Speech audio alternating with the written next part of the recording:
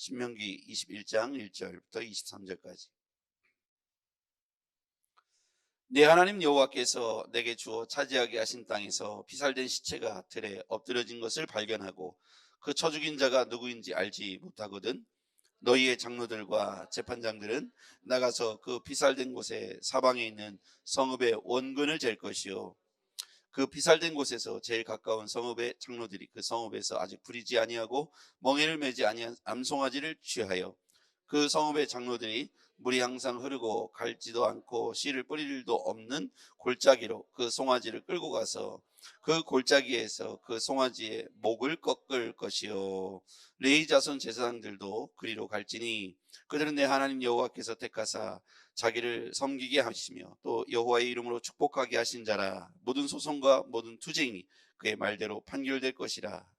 그 피살된 곳에서 제일 가까운 성읍의 모든 장로들은 그 골짜기에서 목을 꺾은 암송아지 위에 손을 씻으며 말하기를 우리 손이 이 피를 흘리지 아니하였고 우리의 눈이 이것을 보지도 못하였나이다.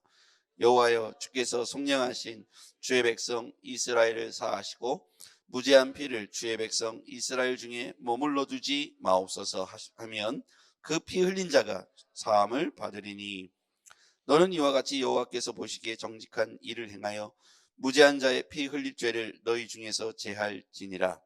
내가 나가서 적군과 싸울 때에 내 하나님 여호와께서 그들을 내 손에 넘기심으로 내가 그들을 사로잡은 후에 내가 만일 그 포로 중에 아리따운 여자를 보고 그에게 연연하여 아내를 삼고자 하거든 그를 내 집으로 데려갈 것이요 그는 그 머리를 밀고 손톱을 베고 또 포로의 의복을 벗고 내 집에 살며 그 부모를 위하여 한 달 동안 애곡한 후에 내가 그에게로 들어가서 그의 남편이 되고 그는 내 아내가 될 것이며 그 후에 내가 그를 기뻐하지 아니하거든 그의 마음대로 가게 하고 결코 돈을 받고 팔지 말아라.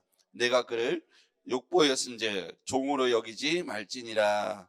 어떤 사람이 두 아내를 두었는데 하나는 사랑을 받고 하나는 미움을 받았다가 그 사랑받는 자와 미움받는 자 둘 다 아들을 낳았다 하자. 그 미움을 받는 자의 아들이 장자이면 자기 소유를 그의 아들들에게 기업으로 나누는 날에 그 사랑받는 자의 아들을 장자로 삼아 참장자 곧 미움을 받는 자의 아들보다 앞세우지 말고 반드시 그 미움받는 자의 아들을 장자로 인정하여 자기 소유에서 그에게는 두 몫을 줄 것이니 그는 자기 기력의 시작이라.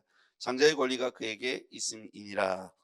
사람이 완역하고 배역한 아들이 와서 그의 아버지는 말이나 그의 어머니의 말을 순종하지 아니하고 부모가 징계하여도 순종하지 아니하거든 그의 부모가 그를 끌고 성문에 이르러 그 성읍 장로들에게 나아가서 그 성읍 장로들에게 말하기를 우리의 이 자식은 완악하고 패역하여 우리 말을 듣지 아니하고 방탕하며 술에 잠긴 자라 하면 그 성읍의 모든 사람들이 그를 돌로 쳐 죽일지니 이같이 내가 너희 중에서 악을 제하라 그리하면 온 이스라엘이 듣고 두려워하리라.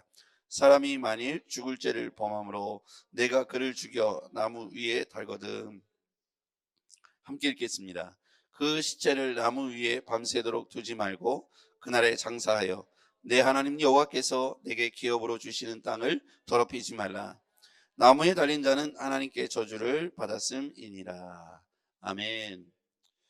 오늘 이 본문이 긴데요. 이 안에는 5가지에 관한 규례가 포함되어 있습니다. 그래서 이 5가지 상황에 따른 규례에 대해서 자세하게 이 신명기는 설명해 주고 있죠. 어제는 전쟁에 관한 것인데요.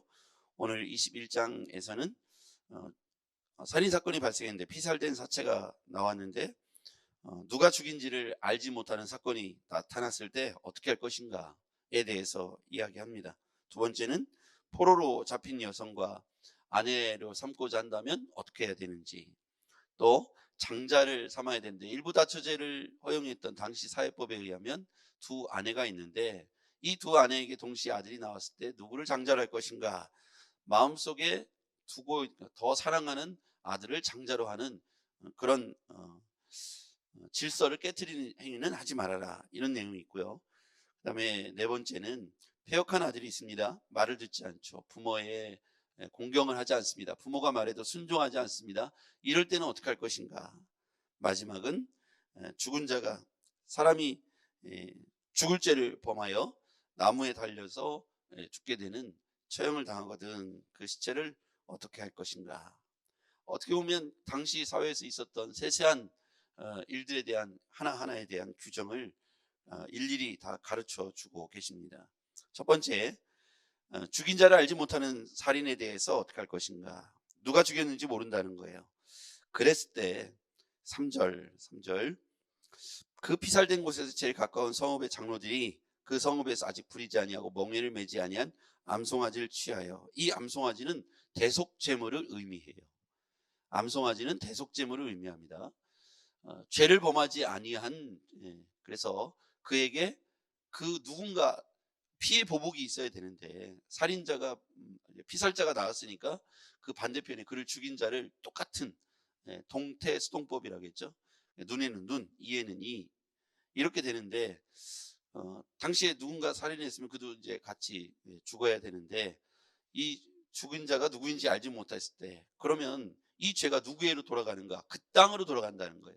그 땅에 있는 다른 백성들에게, 이스라엘에게 그 죄가 돌아가니까 그 죄를 대속제물을 통해서 그 살인죄를 그 송아지, 흠없는 송아지에게 전가하고 그를 죽임으로, 그 송아지를 죽임으로 그 죄가 무죄한 자들에게 돌아가지 않도록 그렇게 대속제물을 가지고 제사장이 아무도 없는 곳에 가서, 사람이 인적이 없는 곳에 가서 그와 같이 대속제물을 드리라, 이렇게 설명해 주고 있습니다.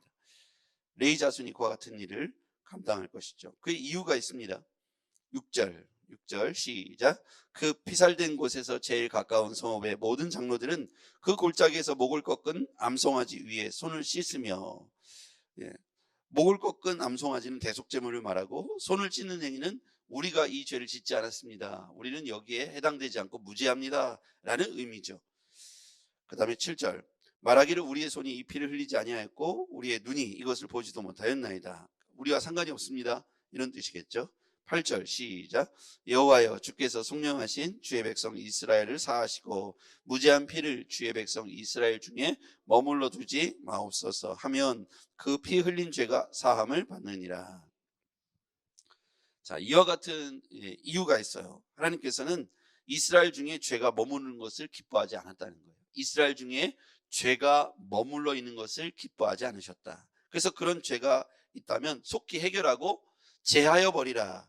9절 너는 이와 같이 여호와께서 보시기에 정직한 일을 행하여 무죄한 자의 피 흘린 죄를 너희 중에서 제할지니라.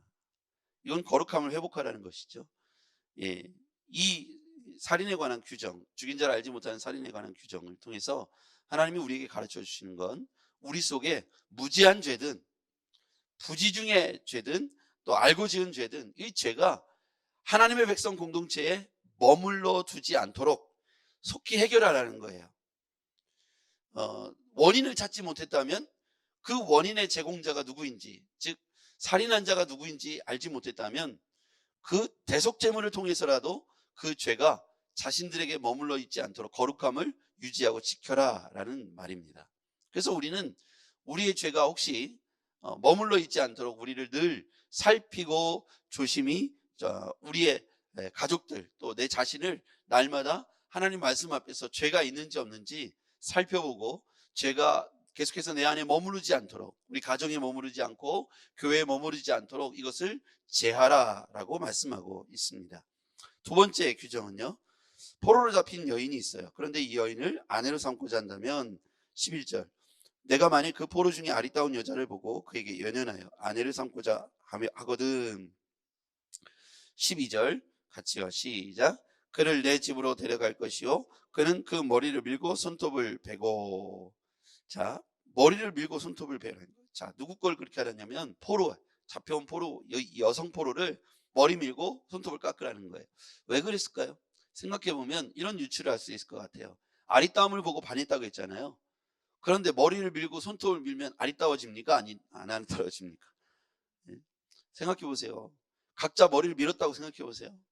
제 머리 상상하지 마시고 여인의 머리였습니다. 분명히 이렇게 머리를 밀고 손톱을 밀었다는 건 안 아름답다는 거예요. 그래도 네가 나 사랑할 수 있느냐. 그러니까 이것은 뭐냐면 외모로만 이 여인을 사랑하는 것이 아니라 이 여인이 포로였든 이방 여인이었든 외모가 아니라 진심으로 네가 사랑하는지를 점검하라는 거죠. 머리를 밀고 손톱을 밀었다 이겁니다. 자, 그 다음에 13절. 또 포로의 의복을 벗고 내 집 살며 그의 부모를 위해 한 달 동안 애국한 후에. 포로의 의복을 벗으라는 것은 이 사람의 이제 신분이 더 이상 포로가 아니라는 거예요. 의복은 그 사람의 현재 상황을 말하는 거죠. 그래서 포로의 옷을 벗었다는 건 이 사람이 더 이상 포로가 아니고 자기 아내로서를 말하는 거죠. 그러니까 결혼할 때 한 여인을 아내로 삼을 때 머리를 밀고 손톱을 깎고 포로의 의복을 벗고, 이것은 뭐냐면 그의 외모도 그의 신분도 아내를 삼는데 중요하지 않다는 거예요. 진심으로 좋아하는지를 점검하라는 거예요. 이게 지금 오늘날에도 정말 중요한 메시지죠.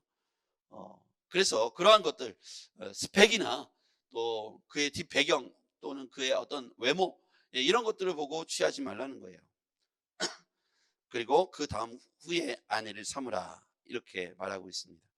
헤어질 때는 어떻게 하래요? 그의 마음대로 가게 결코 돈을 받고 노예로 팔지 말라는 거예요. 종으로 여기지 말고 그를 하나의 인격체로 보장해 주어라 이렇게 말합니다. 15절 이하에 보면 두 아내를 두었어요. 그러니까 당시에 다처제가 허용된 것이죠. 두 아내를 두었는데 사랑하는 마음이 하나는 더 사랑하고 덜 사랑합니다. 근데 둘 다 아들을 낳았다고 치자고요. 그런데 장자를 누구로 할 것이냐? 더 사랑하는 사람에게 장자의 권을 주지 말라는 거예요. 그러면 참 장자, 원래 먼저 태어난 장자가 미움을 받게 되는 것이기 때문에 질서를 흐트러뜨리는 것이죠. 그래서 반드시 17절 같이 시작. 반드시 그 미움받는 자의 아들을 장자로 인정하여 자기의 소유에서 그에게는 두 몫을 줄 것이니 그는 자기의 기력의 시작이라. 장자의 권리가 그에게 있음이니라. 그러니까 권리를 깨트리지 말라는 거예요. 질서를 깨트리지 말라는 것입니다. 그대로 편승하지 말라는 것이죠. 이것이 당시 유대 사회를 질서를 유지하는 데 중요했다는 거예요. 자, 유대 질서를 유지하라 이 말 속에는 유대 질서의 가장 핵심은 거룩함입니다. 뭐라고요? 거룩함입니다. 하나님이 거룩하시니까 그의 백성들도 거룩해야 되는 거예요. 그래서 지금 규정을 하나하나 보다 보면 무엇을 말하냐면 거룩함의 백성을 유지하라는 거예요. 품위를 유지하라는 거예요. 그러기 위해서 살인자의 규정은 이렇고, 그 다음에 포로로 잡혀온 여인과 결혼할 때는 이렇게 하고, 그 다음에 장자는 이렇게 하고, 그 다음에 패역한 아들이 나옵니다. 18절 사람에게 완악하고 패역한 아들이 있어 그의 어머니의 말을 순종하지 아니하고 부모가 징계하여도 순종하지 아니하거든. 여러분, 십계명이 내 부모를 공경하라 라는 말씀이죠. 신약에 우리가 이 마가복음을 묵상할 때 나왔던 한 사건이 있어요.